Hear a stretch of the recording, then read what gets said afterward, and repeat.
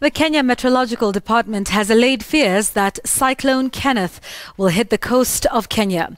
This after reports from the World Meteorological Department warned that the cyclone will cause extensive damage on the coastline of South and East Africa, with Mozambique and Tanzania being put on high alert. However, the Kenya Met indicates that its effects will be felt through heavy rains in various parts of the country.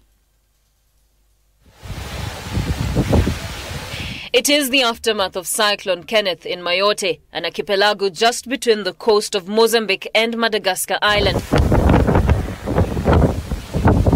Destruction caused as the cyclone headed towards Mozambique at a wind speed estimated to be 160 kilometers per hour.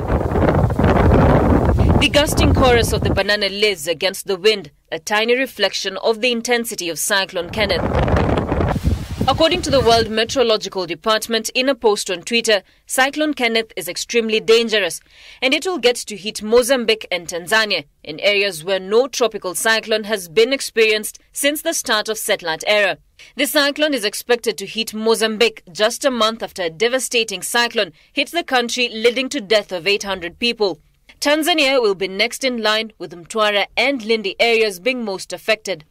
A cyclone is a storm or system of winds that rotate about a center of low atmospheric pressure, advancing at a speed of 30 to 50 kilometers per hour. Its effects being heavy rain or flooding, strong violent winds, or sometimes massive landfalls. It has created fear among Kenyans who thought that Kenya's coastline will be hit. However, the Kenya Meteorological Department has allayed those fears, citing that based on the law of physics, cyclones cannot come as close to the equator. However, Kenya Met says that its effects will be felt in the form of heavy rains in Isiolo, Western Kenya, Samburu and Nairobi. These areas being victims of flooding and destruction from the rains that have barely lasted 1 week. Rakamwigai, Citizen TV.